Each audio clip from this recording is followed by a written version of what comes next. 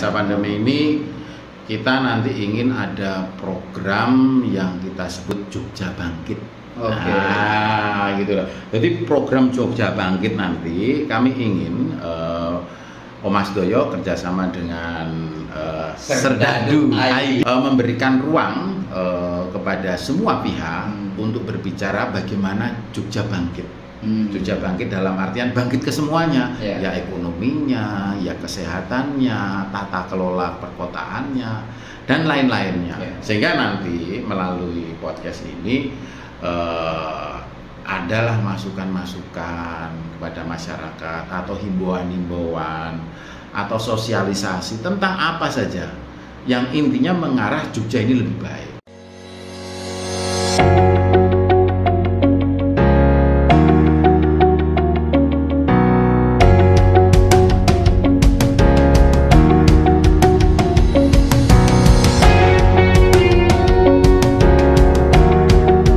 Assalamualaikum warahmatullahi wabarakatuh. Berjumpa bersama saya Abdulaka Artaida di rubrik Jogja Bangkit channel Serdadu ID. Hari ini kita kedatangan tamu yang sangat istimewa karena beliau salah satu pimpinan yang ada di Komisi DPRD Kota Yogyakarta. Bapak Oleg Johan, Wakil Ketua Komisi D DPRD Kota Yogyakarta. Halo Pak Oleg. Halo, assalamualaikum warahmatullahi wabarakatuh. Mas Abu yang luar biasa. Kita undang apa ini? Oke ya. Biar kelihatan gantengnya.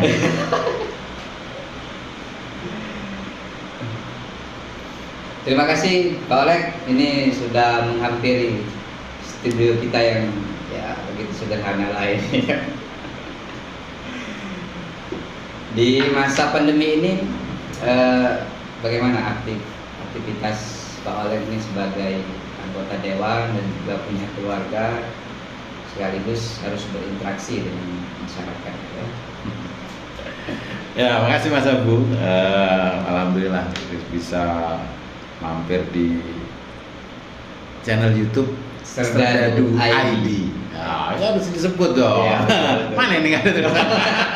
Enggak. Harusnya ada. Karena kita cuma dua kamera ini. Ya. Ada kendala teknis tadi. Enggak apa-apa.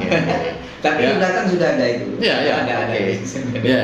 Terkait dengan kegiatan, saya kira sudah menjadi kebijakan umum atau sudah menjadi lazimnya. Apalagi dalam kondisi pandemi saat ini. Tentu saja gerak-gerik kita itu sedikit terbatasi. Artinya gerak-geriknya yang terbatasi. Tapi pola pikirnya harus harus lebih dong. Gerak-gerik saja yang dibatasi. Kemudian pemikiran, bagaimana mengolah pikiran untuk bisa bermanfaat untuk masyarakat itu adalah bagian yang tidak terelakkan. Sehingga ada beberapa hal yang memang dimana kita bisa melakukan sesuatu ya kita lakukan seperti halnya biasanya begitu. Hanya saja memang ketentuan-ketentuan prokes mau 5M, 6M gitu toh. Itu semua tidak berarti kalau tidak melakukan 1M apa itu? Manut toh. Mau pemerintah buat sampai 100M kalau rakyatnya tidak manut.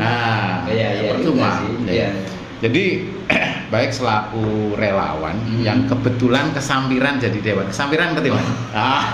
Relawan kebetulan jadi DPR. Ya, kesampiran itu punya jabatan jadi dewan. Sehingga inilah yang tetap saya pelihara mulai dari tahun 2007 ya, 2007 awal saya menjadi karir menjadi ketua RW.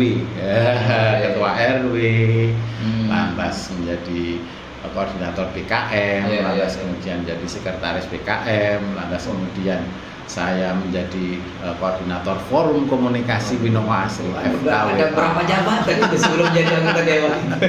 Ya artinya semua itu panggilan jiwa lah. Artinya ketika kita bicara masalah kerja-kerja dengan masyarakat, tentu saja alhamdulillah ini bukan sesuatu yang asing bagi saya. Berarti ya kan namanya kita menjadi anggota DPR itu kan wakil rakyat, tentunya ya. kita punya banyak kesibukan. Ya. Selain kita rapat di kantor, juga ada acara kunker untuk kemudian studi banding kan. Ya, betul. Artinya seorang Pak Oleg itu udah biasa berarti artinya ya pisah dengan keluarga dalam arti ada tugas kemanusiaan gitu. Iya, iya. Jadi kalau kita bicara masa lalu bahwa kemudian tugas kerelawanan itu yang paling banyak memakan pikiran bahkan tenaga itu ketika saya menjadi koordinator forum komunikasi Winongo Asri. Seiring berjalan hingga tahun 2019. Ini relawan sungai ya? Ya, relawan sungai ya, di Winongo itu di kota Yogyakarta. Kalau orang luar nanti kan nggak tahu apa itu Winongo. Ya, jadi itu adalah salah satu forum yang menginisiasi bagaimana kondisi Sungai Winongo itu salah satu di antara 3 sungai yang ada di kota Yogyakarta setelah Code dan Gajah Uwong itu menjadikan Sungai Winongo ini menjadi sesuatu yang menarik, menjadi daya tarik atau tepatnya kita mendeklarasikan dulu Winongo Wisataku 2030. 2030 maksudnya di tahun 2030 Winongo ini menjadi sesuatu yang menarik selain wilayah-wilayah di kota Yogyakarta ini seperti ada Malioboro, ada Benteng Vredenburg, ada Keraton, tetapi juga ada Sungai Winongo. Gitu. Nah, seiring berjalan waktu di tahun 2019 seperti kita tahu semua bahwa alhamdulillah saya diminta oleh masyarakat untuk menjadi wakil mereka. Wakil beliau-beliau itulah. Namanya wakil gitulah. Ya ketuanya ya masyarakat itu. Sehingga sudah wajar lah ketika saya sebagai wakil mereka lantas turun ke lapangan meninjau para ketua-ketua saya itu bagaimana kondisinya, lantas para ketua-ketua saya yang saya wakili, yang notabene masyarakat wakili, banyak memberikan masukan-masukan. Sehingga inilah yang disebut kerja menurut saya begitu dah. Kalau sebelumnya ketika jadi relawan. Ya relawan gitu. Malah cenderung lebih pure. Kalau sekarang turun ke masyarakat itu bagian dari pekerjaan. Ketika saya jadi dewan itu bagian dari pekerjaan yang harus dilakukan. Cuman interaksinya mungkin interaksinya berkurang mungkin ya. Karena kan ada tugas kedewanan juga ya. Ya, itu betul. Namun kemudian ini menjadi dasar kami gitu selaku legislatif untuk bisa lebih berbuat lebih banyak. Kalau perbandingannya kita waktu jadi relawan, kita tidak mempunyai 3 kekuatan yang ada selaku jadi dewan. Dan dewan kan bisa menganggarkan, membuat peraturan, lantas mengontrol atau mengevaluasi atau meninjau pekerjaan-pekerjaan yang dilakukan oleh eksekutif. Nah, ketika saat ini saya selaku legislatif yang kebetul hatinya tetap relawan, nah inilah saya merasa pekerjaan ini bukan sesuatu beban, tetapi sesuatu yang harus dilakukan gitu. Ya karena mungkin sudah dididik waktu menjadi dulu ya. Jadi bukan kewajiban. Kalau kewajiban hanya sekedar menggugurkan kewajiban, tetapi memang sesuatu yang harus dilakukan. Nah, ini sejatinya wakil rakyat. Harusnya begitu. Begitu ya, Bung ya. Jadi ketika saya turun ke lapangan, baik ke teman-teman atau saudara-saudara kita yang senang dengan pertanian, kami mencoba memahami yang senang dengan perikanan, yang senang dengan wisata, kebetulan juga mengelola UMKM misalnya. Nah, itu kebetulan mitra-mitra Komisi B, kebetulan saya di pimpinan Komisi B. Nah, alhamdulillah, sehingga ini bukan sesuatu beban jadi saya. Jadi saya mau kerja siang sampai malam itu ya enjoy saja. Betul. Alhamdulillahnya istri dan anak-anak itu sudah tahu. Jadi sudah tahu, artinya memang dari dulu. Kebetulan kalau sebelum jadi dewan pun kami atau saya tepatnya melakukan hal yang sama. Bagaimana bisa memberikan edukasi terhadap masyarakat. Kalau dulu dengan masalah sungai, urban poor, penataan kawasan sungai dan lain sebagainya, hanya saja sekarang cakupannya lebih luas. Sampai bagaimana pendidikan masyarakatnya, bagaimana kesehatannya, bagaimana kondisi sosial ekonominya dan lain sebagainya. Mungkin itu seperti itu. Jadi learning by doing.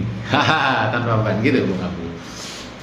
Kalau di waktu yang normal, artinya sebelum pandemi, otomatis waktu kumpul keluarga tuh lumayan berkurang gitu. Kalau dulu kan kesibukannya hanya relawan, sekarang kan jenengan jadi anggota dewan kan, wakil rakyat yang kemudian juga terjun ke masyarakat dan juga melaksanakan tugas negara. Di samping juga masih intens gitu mendampingi para relawan. Iya. Berarti sangat berkurang waktunya ketika menjadi itu konsekuensi lah. Ya, sebagai konsekuensi jabatan dan kebetulan istri dan anak-anak cukup paham ayahnya memilih jalur ini sebagai sarana pengabdian kepada masyarakat, sehingga nggak masalah bagi mereka. Iya, saya tuh ingat pesan dari Dokter Anhar Gonggong itu kan, ahli sejarawan kita yang senior itu. Ya sederhana katanya sebenarnya syarat menjadi pemimpin itu orang yang sudah sederhana dengan dirinya, artinya dia sudah orang yang sudah selesai dengan dirinya itu, artinya dia juga harus selesai dengan keluarganya, betul. Dan hal ini kayaknya keluarga Pak Oleg sangat memahami itu kan. Iya, ya artinya selesai ini korelasinya banyak ya. Selesai bisa diartikulasikan, wes ra butuh apa-apa itu ya selesai. Tetapi memahami akan segala resiko dan tanggung jawabnya menjadi pilihan menjadi anggota legislatif ini harus dipahamkan kepada keluarga bahwa ayahnya bukan lagi miliknya sendiri tetapi juga milik masyarakat. Yang juga harus diperhatikan gitu. Gitu. Kaitannya dengan beberapa hal, misalnya di luar hal tersebut tentu saja misalnya terus karena pekerjaan ini ada tambahan, misalnya ada tambahan pekerjaan dan tambahan penghasilan, itu wajar, itu wajar tentu saja. Kira-kira kan kalau di bayangan masyarakat itu kan orang menjadi anggota dewan itu kan ya mesti senang gitu, keluarganya asik, tapi kayaknya keluarga ada ngeluh juga lah kalau sering ada nggak kira-kira komplain dari keluarga kalau misalnya? Ya wajar, manusiawi lah, wajar. Ketika kita harus kadang-kadang memilih, kita misalnya malam ini sudah janjian gitu dengan masyarakat di tempat tertentu, wilayah tertentu. Bulan saya di Dapil 3 loh. Dapil 3 itu meliputi Tegarejo, Gedong Tengen dan Jetis. Kami udah janjian dengan masyarakat Tegarejo. Lantas kemudian udah terschedule gitu. Lantas mendadak keluarga ngajak ke mall gitu. Aduh, lah ini harus tunda dulu. Ini mana ini kira-kira? Ya, saya sampaikan bahwa ayah kalian memang bekerja di bidang ini yang mana hal ini tidak bisa terlepas dari konsekuensi yang ada. Tapi selama ini alhamdulillah keluarga di rumah baik. Alhamdulillah ya. Alhamdulillah. Keluarga yang bisa mengerti. Ya. Nah, ya ada beberapa fakta yang menarik dalam perjalanan Pak Oleg setelah duduk menjadi anggota dewan di Kota Yogyakarta. Salah satunya kan Pak Oleg itu sangat berani membuat rumah aspirasi yang bernama Omah Sedoyo ya. Omah itu kalau bahasa Indonesianya rumah. Sedoyo itu semua. Tapi kalau kepanjangannya itu sedulur Oleg Yohan. Sedulur kalau yang di luar Jawa itu keluarga gitu. Keluarga. Jadi semua kita itu keluarga. Ini asik tuh namanya ini ada Jawanya terus itu sebuah singkatan dari sebuah kepanjangan gitu ya. Sedoyo. Sedoyo. Bukan do. Bung Abu ini orang luar Jawa, jadi nggak bisa ngomong do, misalnya do. Tapi kalau dalam ejaan huruf hijaiyah paham bo. Gitu. Jadi Omah Sedoyo. Omah itu rumah, Sedoyo itu semua. Bahasa Indonesia rumah buat semua. Oke. Berarti dengan harapan ini rumah milik kita bersama gitu. Tapi biar bayar PBB biar saya aja. Iyalah. Dalam arti bukan secara fisik. Artinya dalam arti rumah ini sebagai salah satu penyambung lidah, penyambung aspirasi. Ketika saya atau saudara-saudara kita tidak bisa ketemu dengan saya langsung karena kesibukan lain, tentunya gitu. Sehingga seperti artikulasi tadi Sedoyo itu sedulur Oleg Yohan, ya alhamdulillah itu sambung menyambung di kok pas gitu kan. Omah sedoyo, rumah sedulur oleh Yohan. Dapat mimpi atau? Wes itu banyak mimpi nih. Apa puasa dulu ngomongnya ini kok? Iya. Apa kalau bahasa orang Jawa tuh gatuk gitu ya? Itu kotak gatuk. Gitu. Tapi dia lele cocok. Nah, sehingga Omah Sedoyo ini kami manfaatkan atau kita manfaatkan sebagai omah aspirasi. Rumah aspirasi di mana masyarakat bisa memberikan aspirasinya. Kebetulan kami ada admin di sini. Dan secara offline bisa ditemui secara offline bisa ditemui di sini, dan di Omah Sedoyo itu kebetulan juga ada studio ini yang memungkinkan masyarakat atau pihak-pihak lain, OPD, eksekutif atau pihak-pihak menyampaikan lewat podcast-podcast. Nah, yang sekarang ini digitalisasi kaitannya dengan podcast saat ini bukan sesuatu yang baru gitu. Dan konsep kekinian ini yang membuat kita bisa memberikan tidak terbatas ruang dan waktu, gitu. Selama ini berarti selain menampung aspirasi masyarakat, bagaimana sih responnya atau apa ya, animo lah, keinginan masyarakat kemudian untuk menyampaikan aspirasi ke Omah Sedoyo-nya sudah berjalan maksimal belum kira-kira? Katakanlah di masa pandemi ini, masa pandemi ini kita nanti ingin ada program yang kita sebut Jogja Bangkit. Gitu loh. Jadi program Jogja Bangkit nanti kami ingin Omah Sedoyo kerjasama dengan Serdadu ID. Subscriber ya. Omah Sedoyo, Omah Aspirasi Sedoyo bekerjasama dengan Serdadu ID memberikan ruang kepada semua pihak untuk berbicara bagaimana Jogja bangkit.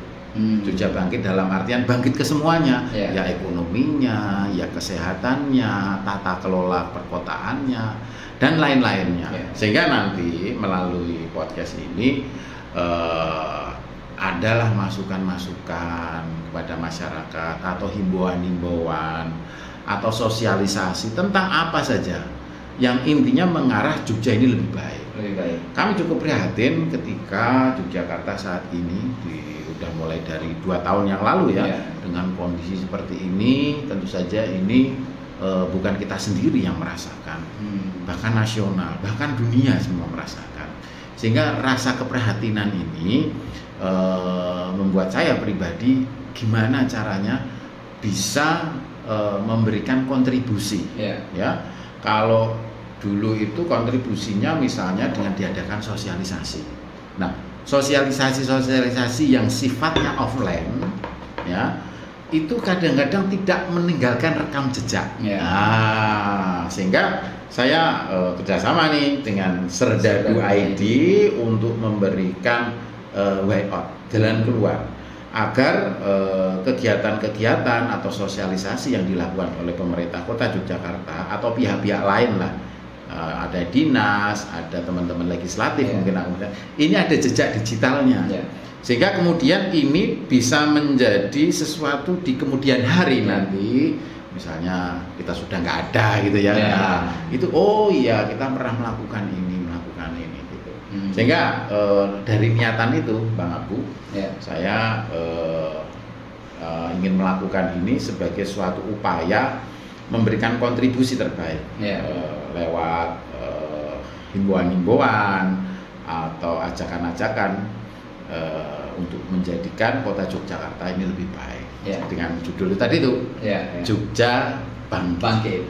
Jadi teman-teman Serdadu ID, kenapa kemudian hari ini kita podcast bareng dengan Pak Oleg Yohan sebagai Wakil Ketua Komisi B. Jadi Serdadu ID membuat program bersama dengan Omah Sedoyo. Pak Oleg ini sebagai pembina dari Omah Sedoyo, yang kemudian kita sepakati bahwa proses recovery pasca pandemi ini harus ada yang namanya Tagline Jogja Bangkit.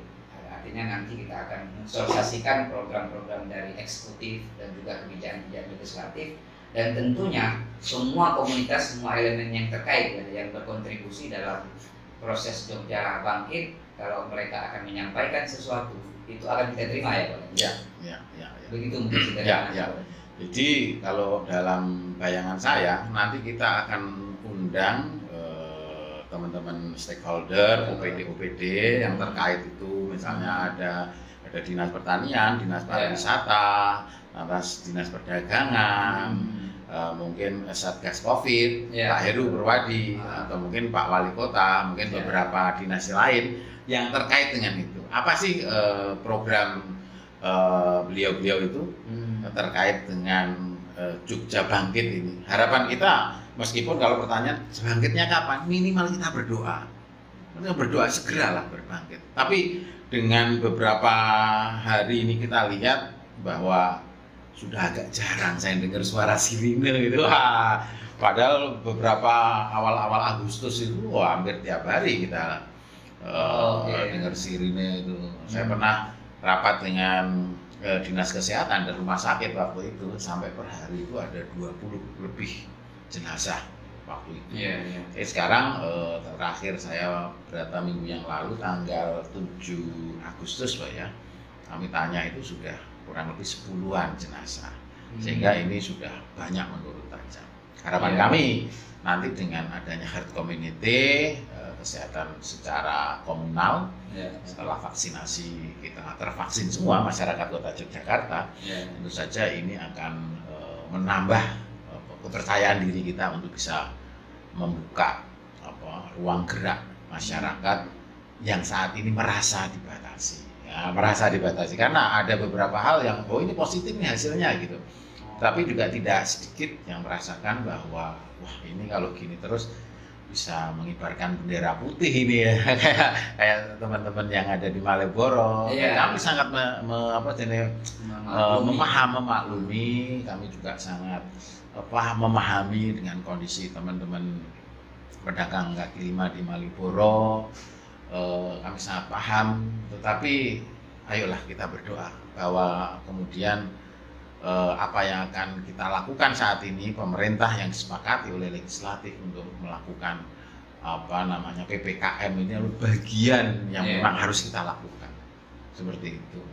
Ya Jogja memang angka penularannya cukup tinggi, bisa sehari 1000 ke atas ya kalau misal dari range dari Juni sampai Juli. Kalau sekarang alhamdulillah penurunan dari Juli ke Agustus. 200 angka penularan angka kematian pun sudah turun 50% ya boleh. Insya Allah turun. Data secara statistik saya lupa saya datanya berapa. Tapi secara umum saya melihatnya itu banyak penurunan. Ini syukur alhamdulillah. Saya lihat data terbaru memang ada penurunan sekitar 50% gitu.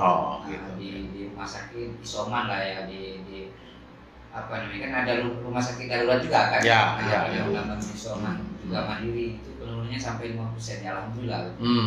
Nah maksudku memang artinya harapan kita membuat rubrik Jogja Bangkit ini akan menggerakkan semua elemen ya di tengah ya lumayan kayak Jogja angka penularannya cukup tinggi gitu. Jadi Jogja Bangkit ini kan sebagai salah satu ungkitan untuk bagaimana kita merecovery dari semua elemen, dari semua semua bidang lah.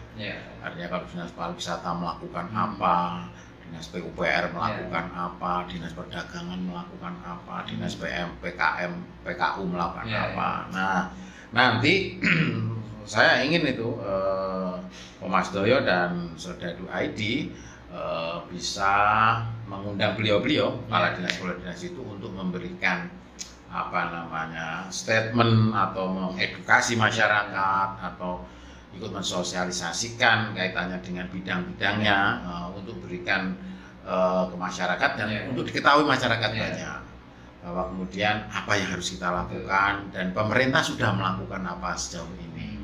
Saya yakin tentu saja ada plus minusnya lah. Segala kebijakan, segala keputusan itu mesti ada plus minusnya. Namun percayalah bahwa apa yang akan kita ambil ini semata-mata demi kebaikan semua. Meskipun kita di lapangan, kita tidak tutup mata bahwa masyarakat banyak yang mengeluh. Misalnya jalannya sudah ditutup, jam 8 sudah dimatiin lampunya. Ya ini menurut saya tindakan yang sementara ini yang terbaik dari sesuatu yang mungkin dianggap kurang baik. Gitu. Cuman nanti begini Pak, dalam perjalanan itu kan kadang apa yang kita idealkan kan tidak apa ya, tidak lancar-lancar saja. Kadang dalam situasi kayak gini kan, ya padahal kita butuh saling merangkul, sudah tidak membicarakan bendera kan, sudah membicarakan apa agama, apa suku kan. Tapi kadang-kadang ketika kita membuat satu gerakan itu untuk kemanusiaan, itu ada pandangan-pandangan miring gitu kan, kadang gitu kan. Ya biasa lah kalau namanya kita hidup dalam komunitas sosial kan, ada mungkin ada perbedaan ideologi, perbedaan kepentingan. Nah, itu sering kali. Itu gimana Pak? Ya, ini sesuatu hal yang lumrah, yang wajar. Ketika negara ini hadir sebagai negara yang berdaulat dan berkebinekaan. Nah, yang makna bineka ini sebagai sesuatu yang berbeda-beda tetapi satu. Saya yakin perbedaan itu ada. Tetapi kalau kita selalu mencari bedanya, kita tidak akan pernah tahu titik temunya. Yang penting goalnya sajalah. Nah, saya kira goalnya sama, bahwa masyarakat itu ingin sejahtera, masyarakat itu ingin hidup lebih baik. Hanya caranya beda-beda, ya seperti itu. Caranya berbeda-beda. Nah, saat ini tentu saja hal-hal yang sudah diputuskan pemerintah itu sudah dipikirkan matang-matang, paling tidak oleh wakil-wakil kita di sana.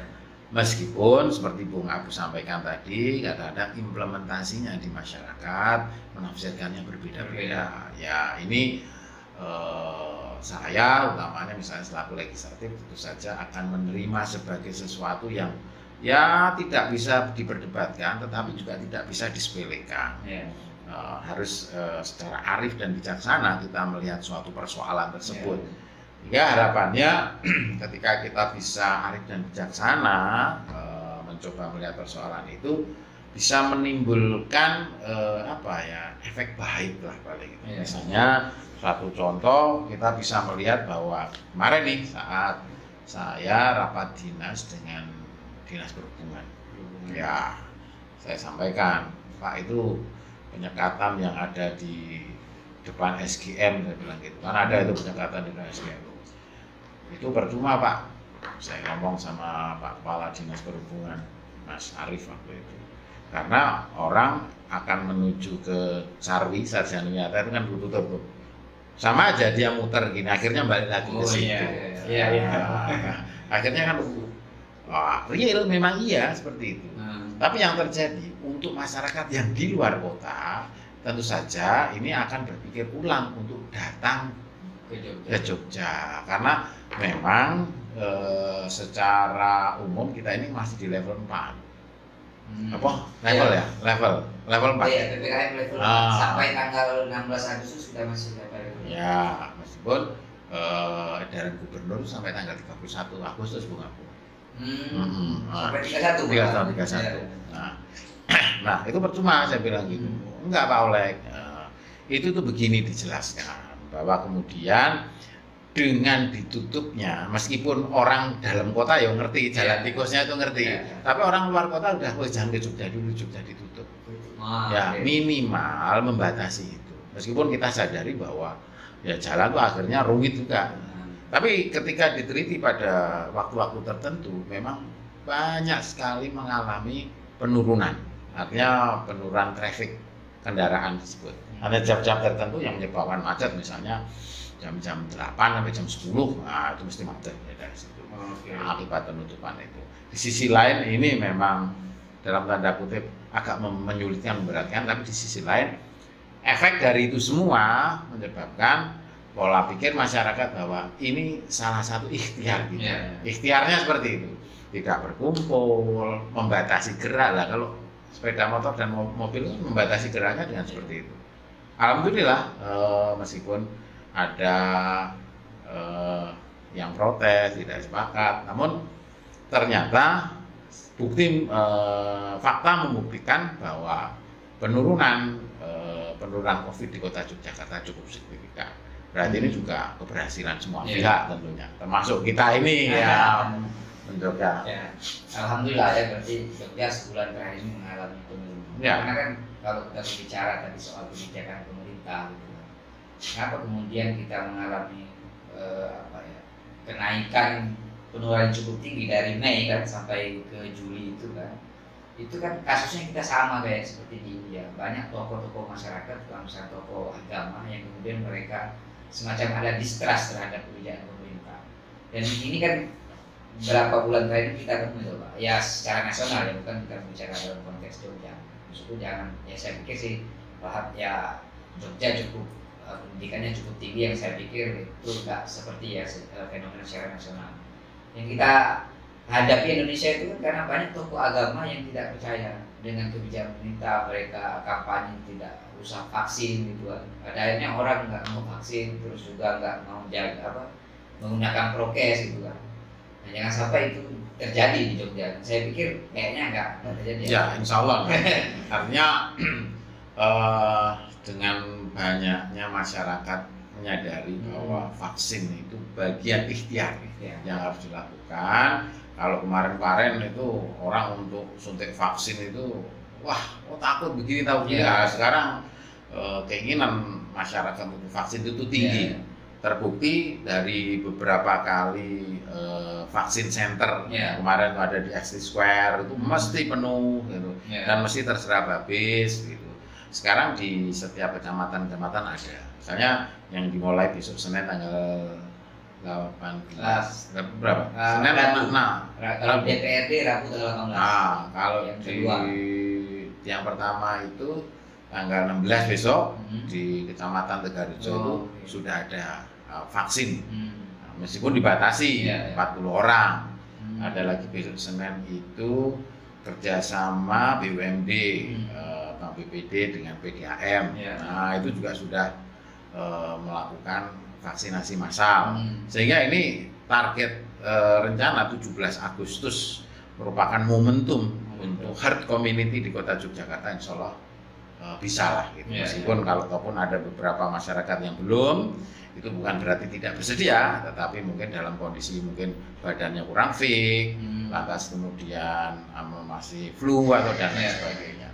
Sehingga saya optimis untuk di tahun di tanggal 17 di Agustus inilah, paling enggak September pertengahan itu insya Allah sudah selesai semua. Sudah selesai semua? Ya, sudah selesai di Kota Jogja. Seluruh masyarakat Jogja maksudnya? Kota Jogja. Ya, dan yang Jogja. tinggal di Kota Jogja. Kan Jogja kan hampir 500 sekian ya, kurang ya. Kalau yang ber-KTP kan 400 sekian. Tapi yang tinggal di Kota Yogyakarta, lebih. Termasuk Bang Abu ini. Kan di Jogja. Oh ya. Kan hujan. Ini bukan ada tiga. Dan di 4 yang kosong ya. Nah, ini ada hal yang menarik Bapak.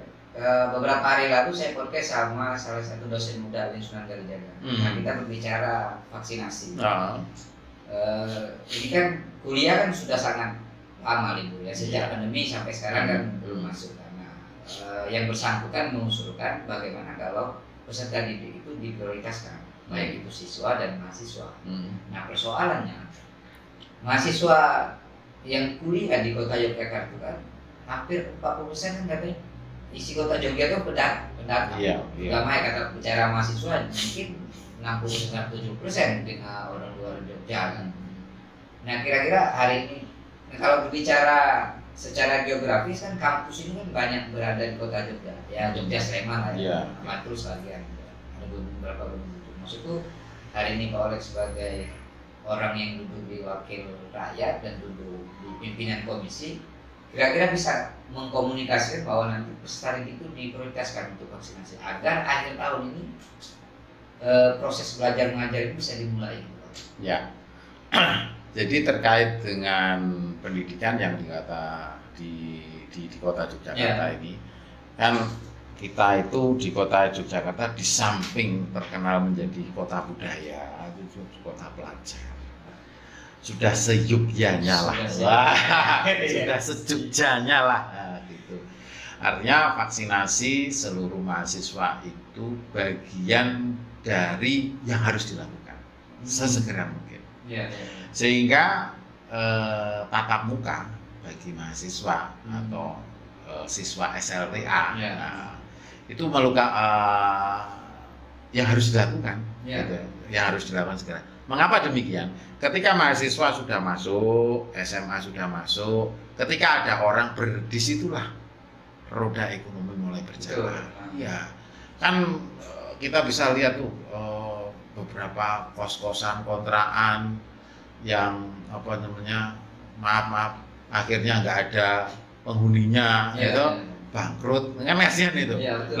Padahal efek dari tidak dikontraknya kos-kosan tersebut oleh mahasiswa itu mengefek kepada pedagang-pedagang di sekitarnya, laundry, lantas banyak hal lah. Yang sebenarnya itu ketika mahasiswa sudah mulai masuk, lantas kemudian laundry-nya juga jalan, warung-warung di sekitar juga jalan, yang efeknya uang itu bergerak. Ketika uang itu bergerak, lantas orang-orang yang mempunyai duit lebih banyak akan investasi, berani investasi. Sekarang berapa banyak ini tempat kos-kosan yang ditinggalkan oleh penghuninya karena harus pulang kampung. Kalau toh pun di kampung kan juga sekolahnya daring nih sekarang ini. Sehingga dipikir rugi nih kalau kontrak di sini kan gitu. Di rumah aja bisa misalnya toh pertemuan kan daring. Sehingga kami mendorong nanti lewat kebijakan-kebijakan di DPRD kaitannya dengan bagaimana sekolah-sekolah ini bisa masuk dengan ketentuan-ketentuan tertentu misalnya. Tapi kalau yang masih TK, yang masih kelas 1 SD ini memang perlu edukasi dulu lah bahasanya. Karena masih dekat sama ibu juga. Dan lagi mungkin belum bisa menerapkan prokes secara baik dan kalau teman-teman mahasiswa ini kan sudah paham, paham itu. Itu menarik Pak Oleg, karena prioritas pembangunan APBD Kota Jogja di tahun 2002 nanti kan, itu kan salah satunya 2022. 2022. Balik lagi. Saya masih SMA dulu. Ya 2022 itu kan salah satunya sektor pendidikan. Ada sektor terutama perekonomian lah. Artinya berkaitan juga sektor infrastruktur yang kita cerita sebelum podcast tadi kan. Jadi kalau ada pembangunan membuka lapangan pekerjaan gitu kan. Nah, ini kan saya pikir harus perlu Pak Oleg sampaikan berarti kepada eksekutif Jadi pembangunan infrastruktur itu juga sesuatu yang tidak bisa dielakkan. Karena apa sih? Ketika pembangunan infrastruktur tetapi dipadat karyakan, artinya di situ banyak masyarakat terlibat untuk bekerja. Ketika masyarakat banyak terlibat untuk bekerja, masyarakat punya duit.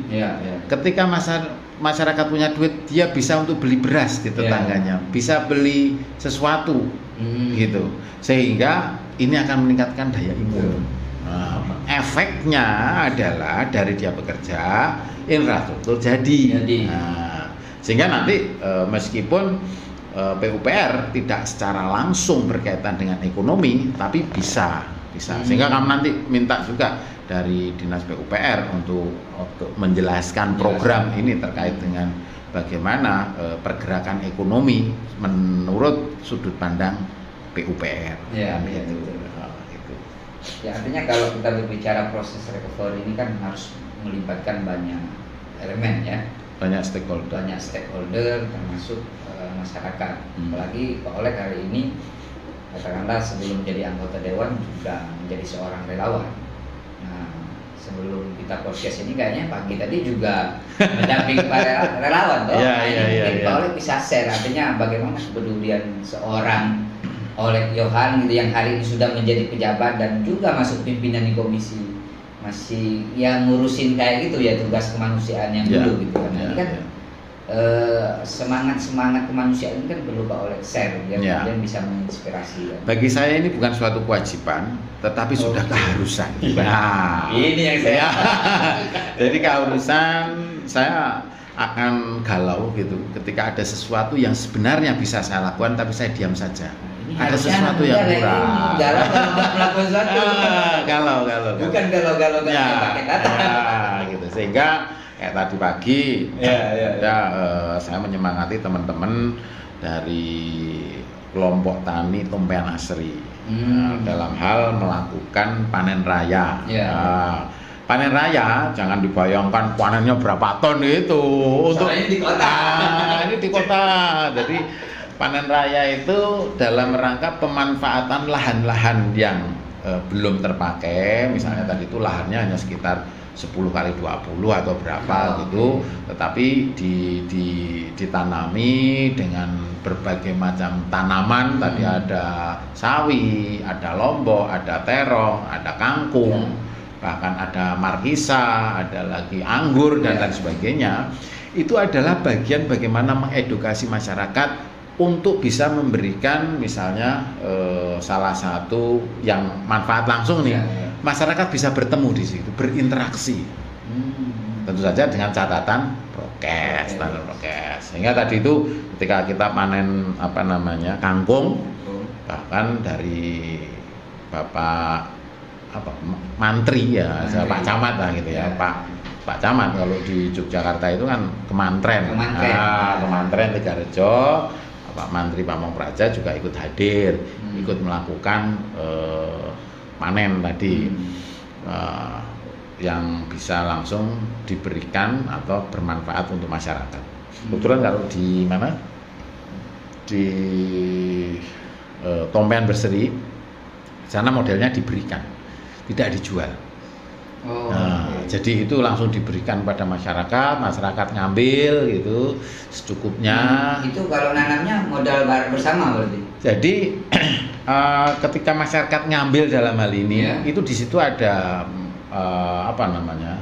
infak lah semacam gitu. Artinya seikhlasnya, tidak memberikan ini harganya sekian, enggak ada.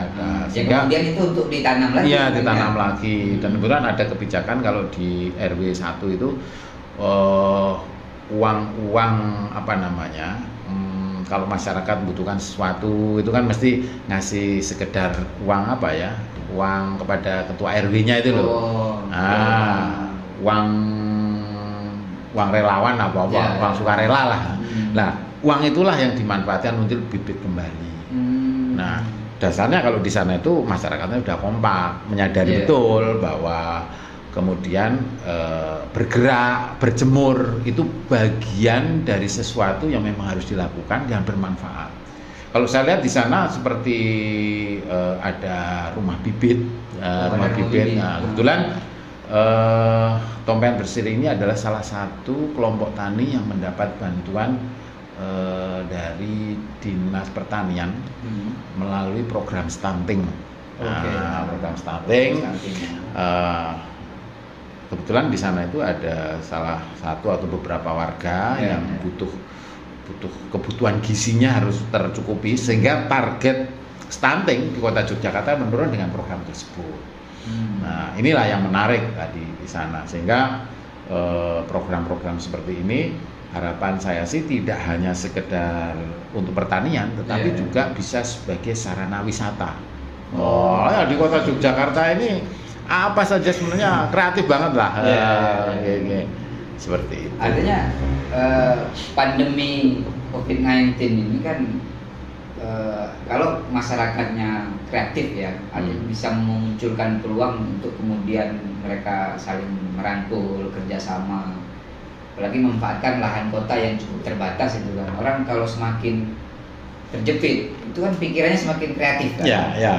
Nah itu maksudku Pak Oleh kan intent ya dari awal pandemi. Kalau dulu misalkan ada pasar cinta atau apa dulu kan, ingat ya? Bukan pasar cinta. Pasar apa dulu dia? Cantelan cinta. Wah ini menarik sekali. Cantelan cinta. Bukan ikatan cinta. Bukan.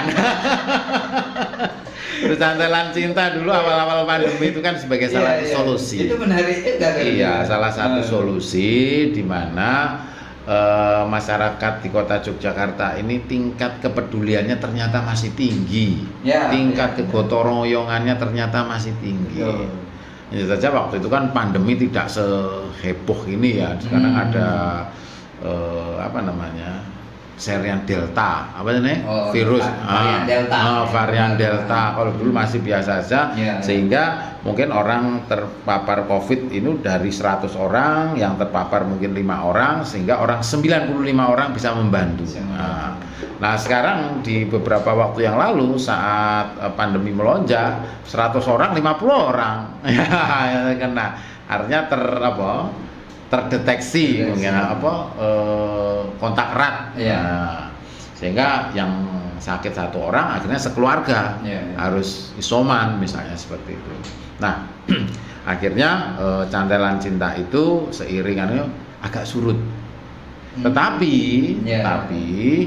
digantikan oleh bentuk-bentuk lain, misalnya nama berbeda aja.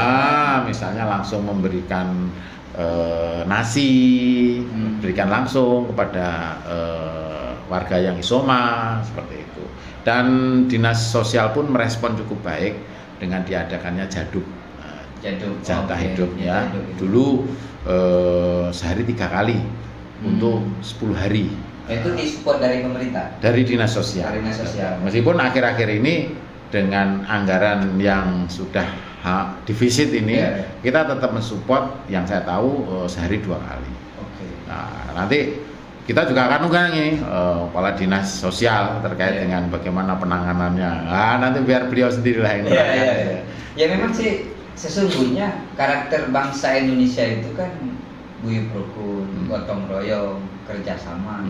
Artinya kalau dulu kenapa kemudian itu tidak muncul, karena punya kesibukan masing-masing kan. Sekarang kan pandemi kan banyak di rumah. Akhirnya karakter yang sudah memang ditinggalkan nenek moyang itu muncul kembali kan. Kan? Jadi tingkat kepeduliannya. Betul. Jadi bersyukurlah kita yang tinggal di kota Yogyakarta, mungkin umumnya di Indonesia. Indonesia. Apalagi ini menjelang 17 Agustus ya.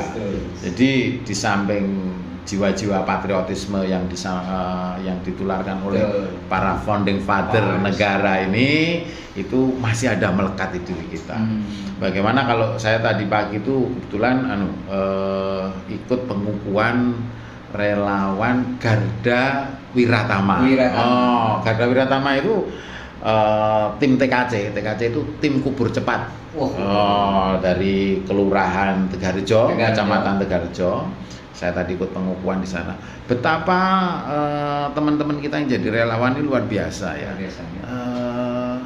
Kepeduliannya, mereka mengorbankan dalam tanda kutip, mengorbankan waktunya untuk saudara-saudara kita yang mungkin saat ini sedang kesusahan, misalnya ditinggal meninggal oleh ibunya, oleh bapaknya karena COVID. Nah, beliau-beliau inilah hadir di tengah-tengah duka itu untuk memberikan sedikit sumbangsihnya, tenaganya gitu, untuk bisa membantu mengkuburkannya. Karena dengan dengan demikian relawan ini ada rasa kepuasan. Nah itu loh, relawan dia mengorbankan jiwa dan raganya, tapi kok puas.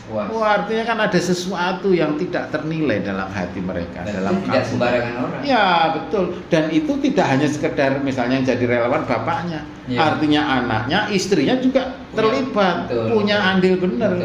Kalau misalnya bapaknya bersedia tapi anak dan istrinya nggak bersedia, nggak bakal jalan itu. Begitu juga sebaliknya dampaknya.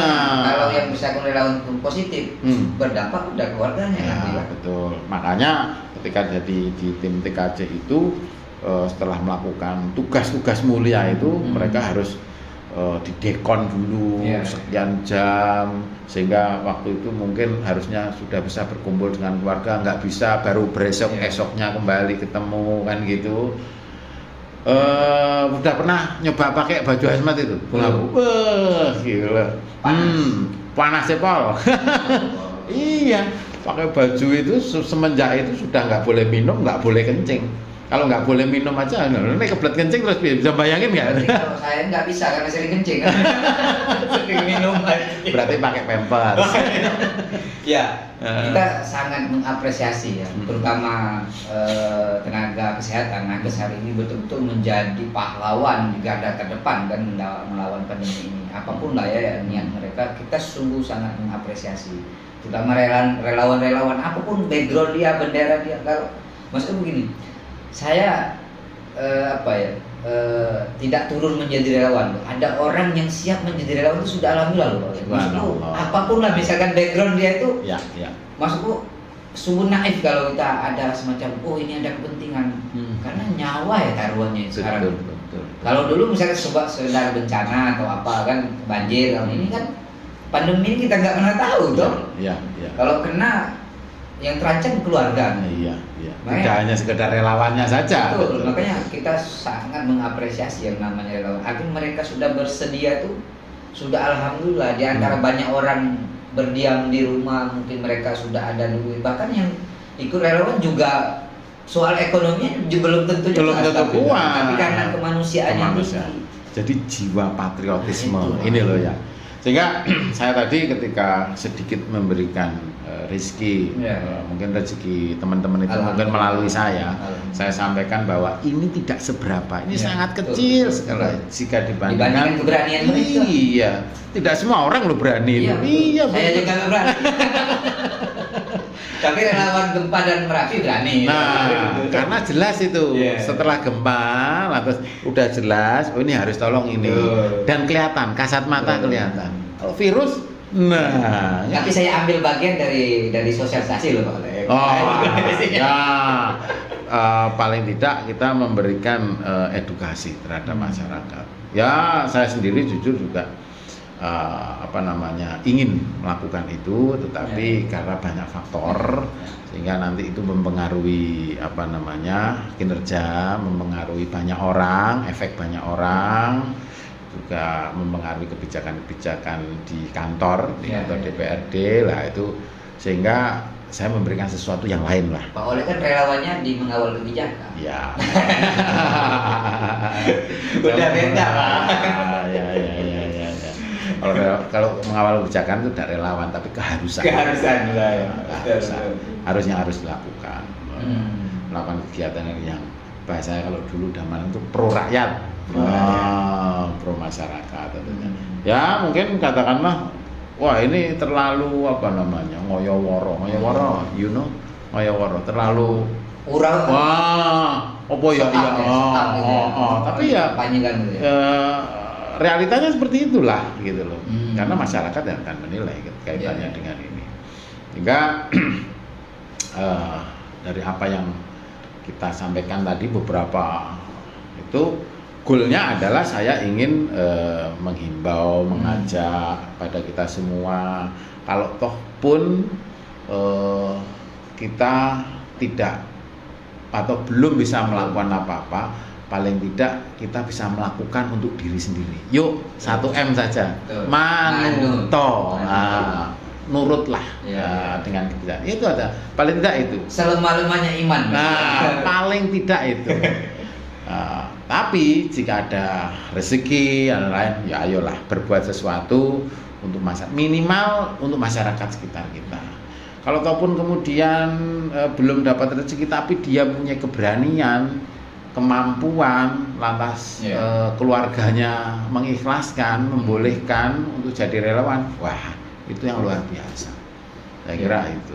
Ya pada akhirnya kan kita harus menghormati semua keputusan individu, setiap individu kan. Apapun pilihan mereka akan menjadi relawan atau tidak, itu kan pilihan kita masing-masing. Tapi kalau mereka berkontribusi lewat jalur apapun, termasuk hari ini misalkan kita bagian dari proses Jogja Bangkit mencoba mensosialisasikan kebijakan pemerintah dan juga aktivitas semua elemen masyarakat yang terlibat akan nanti kita publish gitu kan. Ini bagian dari cara kita mungkin berkontribusi. Katanya kita harus tetap menghormati keputusan setiap orang tuh Pak. Itu tadi satu catatan yang bagi kata Pak Oleh tadi. Manuto. Jadi harapan saya dengan adanya program podcast ini, Mas Doyo kerjasama dengan Serdadu ID, kita bisa mengundang semua stakeholder bagaimana untuk Kota Jogja ke depan. Tagline-nya Jogja Bangkit. Sehingga masyarakat bisa tahu apa yang harus dilakukan dan apa yang sudah dilakukan oleh pemerintah dan apa rencana besok itu oleh pemerintah, sehingga masyarakat tahu hal ini memungkinkan untuk menimbulkan daya imun. Oh iya, kan ada rasa kepercayaan diri. Oh iya, besok pemerintah akan melakukan ini. Ya. Sehingga masyarakat, selaku masyarakat tentu saja, oh ya berarti saya siap-siap. Misalnya katakanlah besok September kita akan buka seluruh akses masuk. Berarti para pedagang harus menyiapkan perangkatnya, menyiapkan produk-produknya yang sudah beberapa bulan ini mungkin kotor gitu ya, udah lama nggak jualan, dibersih-bersihkan. Nah, itulah maksud saya seperti itu. Dan apa yang bisa dilakukan oleh masing-masing OPD ini adalah bagian yang kemudian tujuan goal akhirnya adalah bangkitnya Kota Yogyakarta secara ekonomi, secara kesejahteraan masyarakat. Itu gitu. Oke Pak Oleg, terima kasih atas waktunya. Mudah-mudahan perbincangan kita hari ini bagian dari langkah awal ya. Amin. Kemudian kita berkontribusi pada proses Jogja Bangkit. Dan hari ini juga kita berharap bisa menjadi informasi semua komunitas, semua elemen, semua stakeholder. Artinya kita terbuka siapa saja kelompok masyarakat yang akan terlibat dalam proses Jogja Bangkit yang kemudian ingin mensosialisasikan kegiatan mereka, silakan datang saja di Umas Sedoyo ya, di studio Serdadu ID. Ya, Jalan Pembela Tanah Air. Jalan Pembela Tanah Air, Komplek Tarakanita 2 nomor 17 Tegarejo. Di belakang gedung BPK. Ya. Itulah. Begitu, kita akan jumpa lagi di kesempatan yang lain. Ya, terima kasih Bung Abu. Rubrik kita ini akan berjalan cukup lama gitu kan. Ya, teman-teman Serdadu ID, sekian. Wassalamualaikum warahmatullahi wabarakatuh.